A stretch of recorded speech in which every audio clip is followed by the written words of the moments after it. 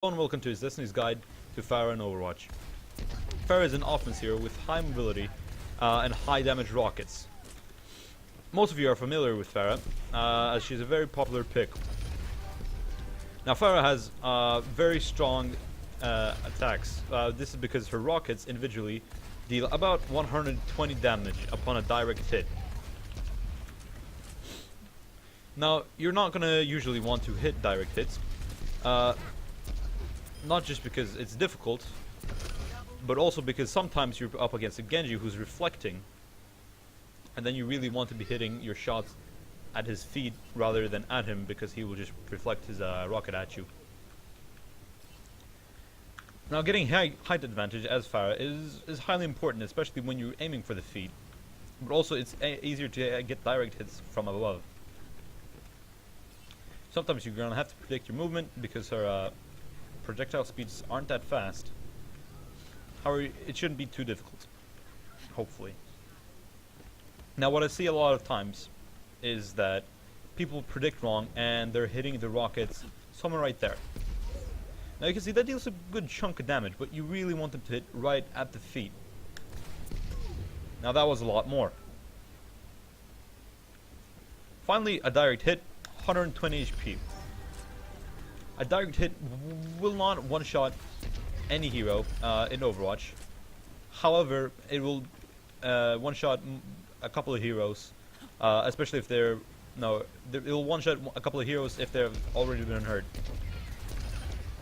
However, pairing a shot at the feet with a shot to a direct hit will usually land you a kill. The only exception for this is going to be a couple of tanks. Now Pharah isn't very efficient against tanks because her rockets only deal 120 damage, and the lowest health for a tank is going to be 400, which means that you would require about 3 to 4 actual rocket hits to kill him. Actually 4, but you know, if you're playing with your team as you should be, then it'll usually be three direct hits.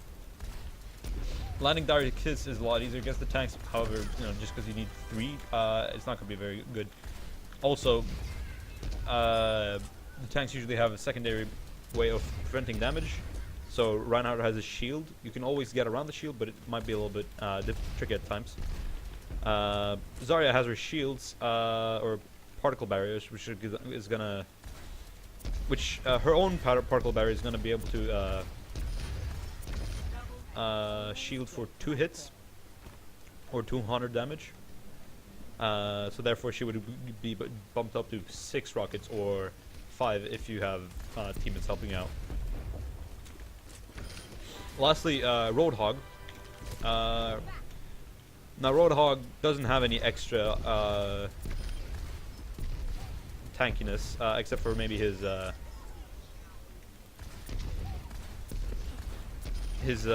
bottle, but mostly but even without his bottle, Roadhog is able to hook you pretty effectively, especially if you're just hovering around. So I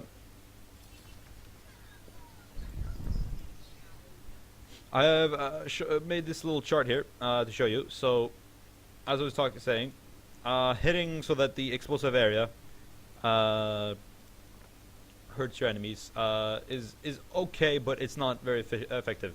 Hitting right at the feet usually is going to be your best bet, but always, if you can, try to land for a direct hit is going to deal the most amount of damage. Secondly, this is what I see a lot. You have your tanks and your players right back there. Pharah just flies straight in because of her high mobility, and she gets focused and instantly killed. Now Pharah has good mobility, but she only has 200 HP. 200 HP seems like a decent amount of damage. You know, you can sustain a little bit, but it's really not that effective. Now your most effective, well, your most the most sustainable aspect to a Pharah is going to be her mobility.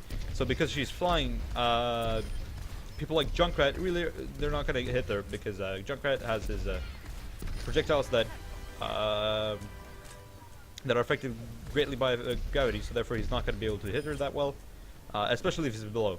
Having height advantage is going to be vital against Junkrat.